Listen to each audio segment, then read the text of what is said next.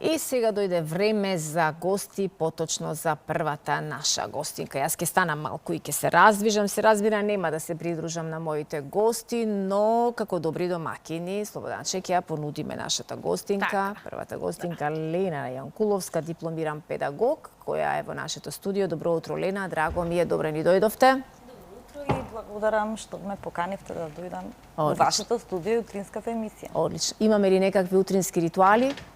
Не. Не. Кафе, чај, вода, Со што може да нешто што го правите секое утро и вие некако како старт на денот? Старт на денот, фокус на тоа како ќе се одвива, што ќе правиме. Не сте зависник од еден напиток? Утринско кафе да, меѓутоа ништо посебно. Едно алфа кафе да ве послужиме? Да, Какво? Македонско од апарат, еспресо, макијато? Какво и да ми понудите, такво ќе испијам. Не сакам вакви Скромна гости. Лена. Сакам вакви гости. Со шеќер или без? Без шеќер. Без. Одлично. Вие повелете со вашиот разговор. Благодарам, Сузе. Ако имаш и ти од твоја страна некои прашања, добре дојде на ке си ви се приклучам. Да, во разговорот. Ти благодарам што ја послужи нашата гостинка, што ја ќе подготвиме нешто убав напиток за добре дојде во нашата утринска програма. Лена, многу ми е драго што си дел токму од овие утрински часови, тоа понеделнички, кога започнува месец март, веќе денот на жената се приближува. Добре ни дојде.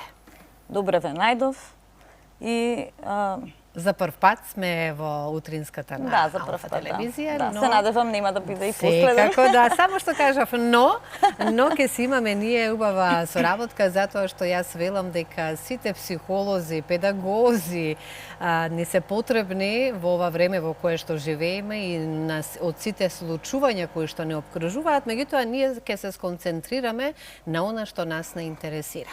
Прво, едноставно, холизмот што представува и вашиот центар е насловен токму холизам, меѓутоа тој си носи нешто свое. Па ајде малку повеќе. Секако дека е така, еве да се представам од каде доаѓам,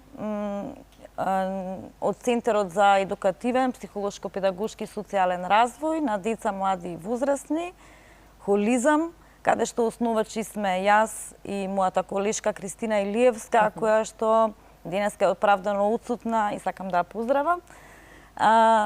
И од нас поздрави. Така е.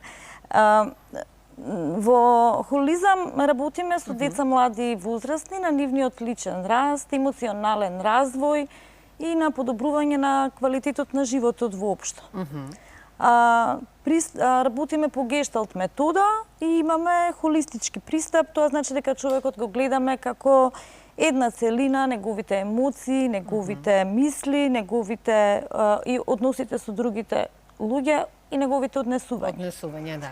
Што забележуваме, Лена, во последно време, кога зборуваме и кажуваме за однесувањето?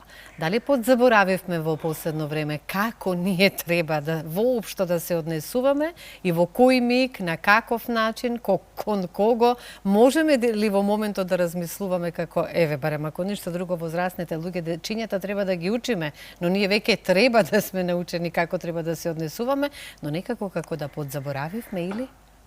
Знаете како, во центарот во кој што работиме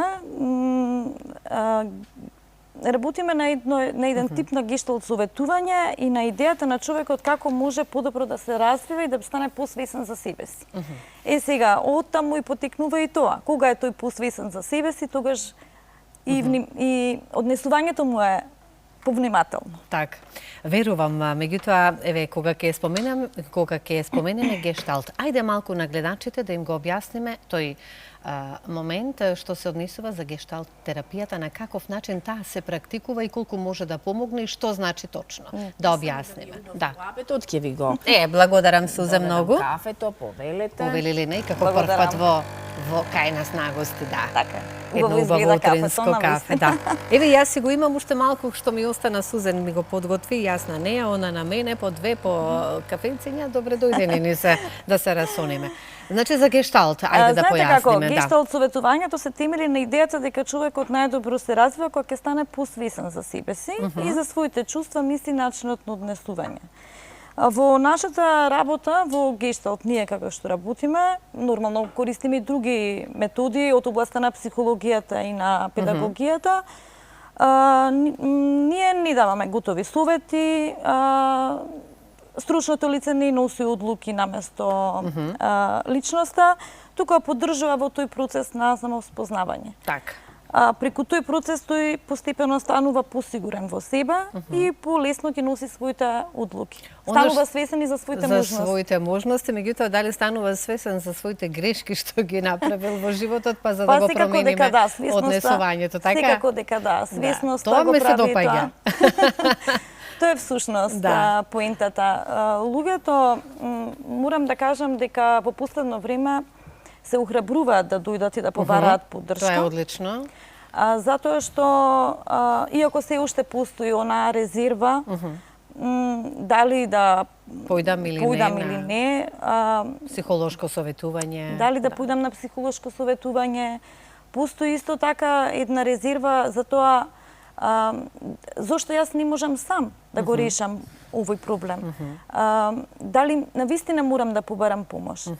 Морам да нагласам дека барањето на поддршка не е воопшто слабост, туку е храброст. Храброст, браво. И не само храброст, туку и една одговорност. Прво кон себе, а после тоа и кон околината, семејството, блиските и сите тие за кои што всушност ние и работиме на себе. Но се забележува, морам вака да кажам, дека оние кои што не собрале храброст, дека тоа се акумулирало во нив и излегува на површина тогаш, затоа што сето што се потискувало во текот на живеењето доаѓа до непосекувани резултати и во однесувањето кое што го споменуваме. Еве гледаме тука само некои фотографии, ова се вашите работилници, најверојатно со оние како ваш тим и со дечињата на кои што со кои што работите, возрастните и така натаму, затоа што работиме и со дечиња, работиме и со возрастни исто така. Знаете, ние во центарот работиме индивидуална работа и групна работа.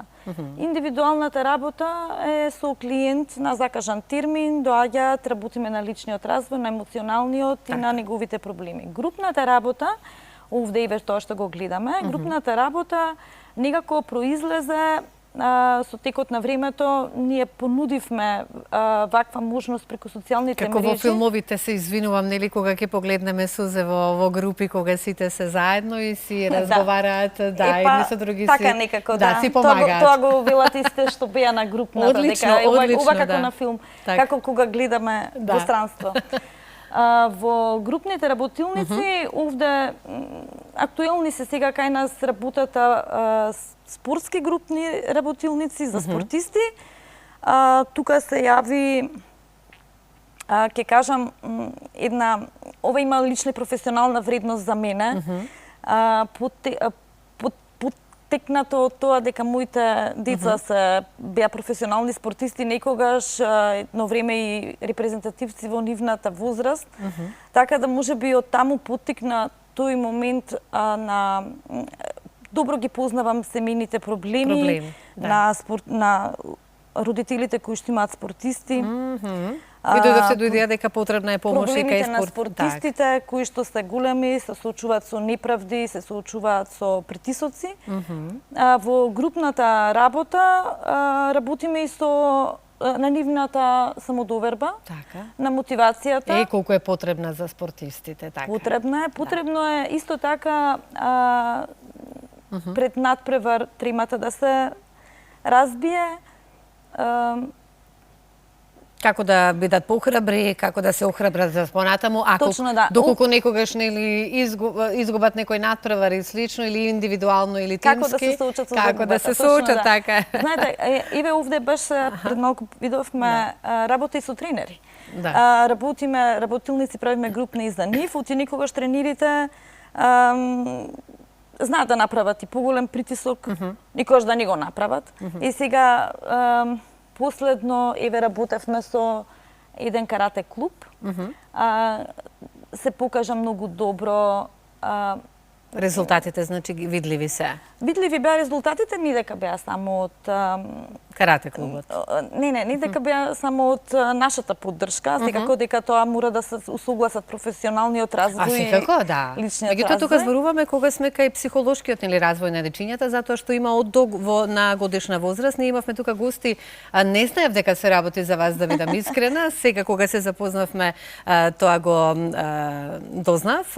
Од Металург карате клубот, кога ни беа на гости тука со освоената медала за вице-шампион во Европа каратисти, тие кажаа и споменаа дека многу се радуваат што во нивниот тим имаат, така ве нарекува, и спортски психолози, меѓутоа да, во спортскиот тим сте и спортски психолози. Знаете како, во соработката со карате клубот беше многу интересна, стана тематска. Работевме на одредени теми кои што ги побара сручниот тим и тренерите воопшто, што им недостасува на овие спортисти. Так. Ама и со тренерите работевме. Да ги надополните само, нели? Да, морам да кажам дека еве имавме една тема што останува во празната сала кога ќе заврши тренингот или надпреварот, и се отворија интересни теми тука. Да, верувам дека имате резултати што се однесувани или за нашите спортисти, затоа што без разлика од која годишна возраст многу е важно во тој дел. Еве јас некогаш сум била дел од спортот, знам како е кога ќе се изгуби надпревар и како ни паѓа енергијата и како да ја повратиме, но и мислата дека и следниот надпревар нема повторно да изгубиме, туку да одиме понатаму со победа. И одлична идеја да се има спортски психолози во било која спортска област во нашава земја, затоа што сте добре дојдени. Меѓутоа и како што споменавме, нели, за сите оние проблеми кои што не мачат. Јас би сакала овие минути што ни преостануваат да поразговараме токму и за тоа. Што е она што најмногу ги мачи во ова време во кое што живееме возрастните, како еден вака во глобала, да кажеме, од сето она што досега сте го работеле, а што е она што пак треба да работиме кај дечињата? Со оглед на тоа дека кажавме индивидуално работите, тимски работите, во група работите, со спортисти работите, па ајде еден заклучок. Секако дека во центарот ги опфаќаме сите возрасти, децата, младите и возрастните. Кај децата работиме преку игра, со креативни работилници.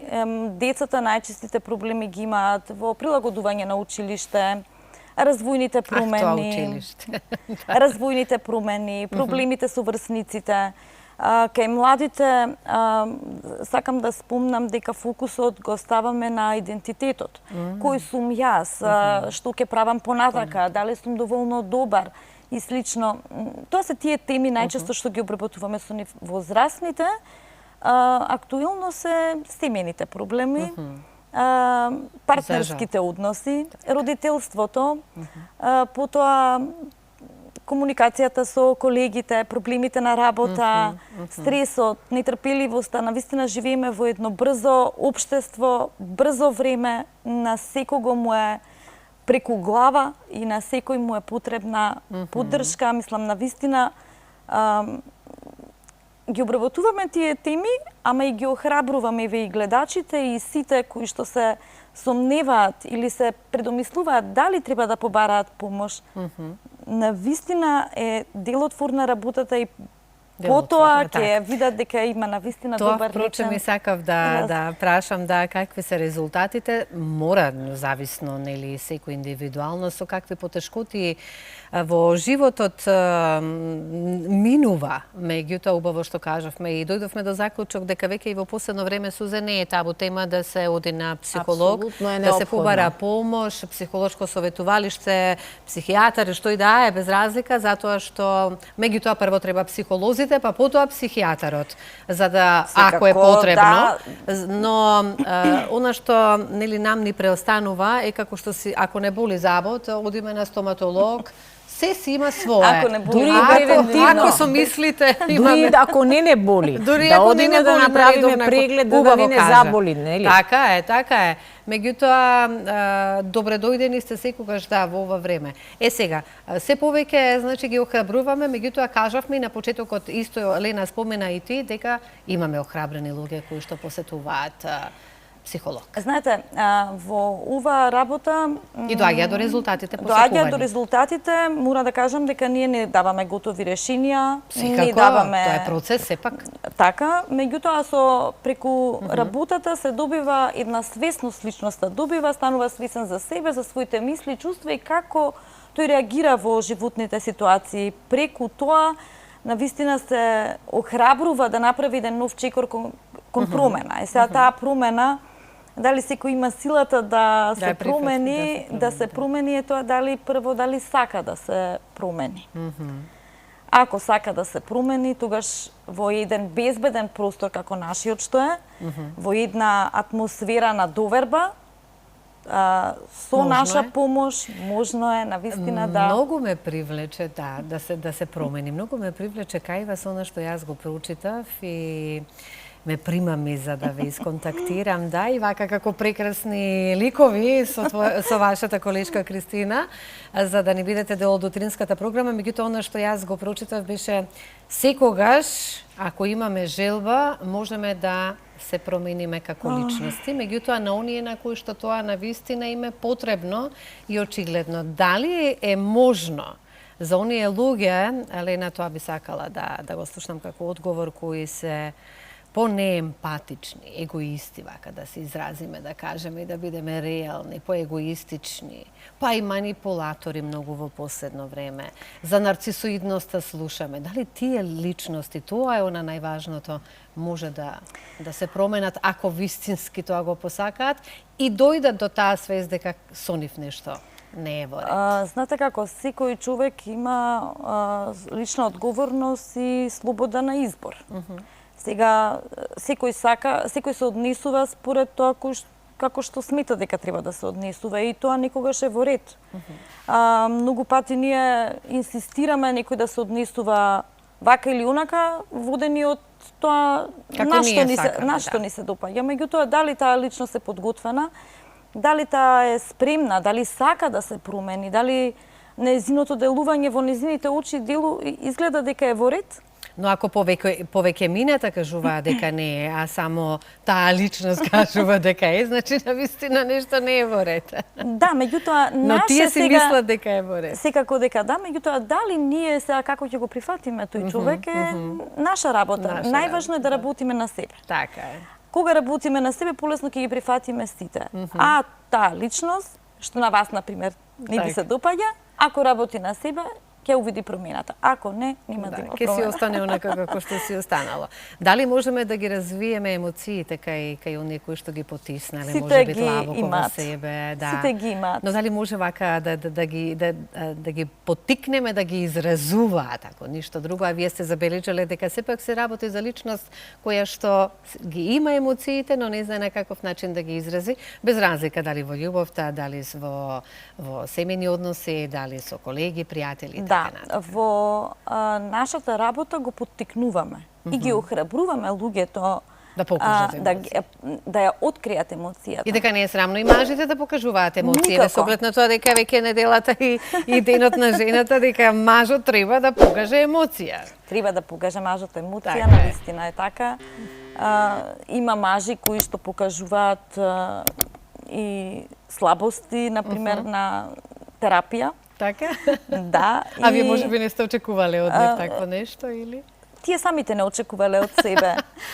Ама е тоа добро. Да. Навистина е добро за нивниот развој, е навистина добро за личен развој, е навистина добро да се откријат сите чувства, сите емоции, сите мисли. Како не поминува убаво разговорот, Лена, меѓутоа еве на крај сите оние кои што не слушаат сега ово утро низ разговоров пативме и за дечињата кажавме, и за младите, и за возрастните, што е она што ние треба да го сториме за себе, ако почувствуваме и зошто да не е суза и општо вака за животот, да си седнеме со вас и да си поразговараме, ќе ни биде добре дојдено на сите за оние потешкоти кои секоја планина се носи своја тежина. Не се кажало тоа бадијала туку само како онака.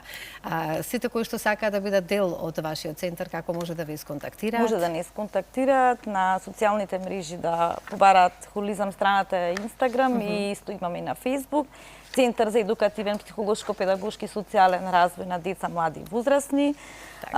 Потоа да се јават на телефонските броеви кај нас, не знам дали треба да ги кажам. Слободно. Мојот број е 071-236-927, јас сум Лена Јанкуловска и колешката Кристина 070-431-775.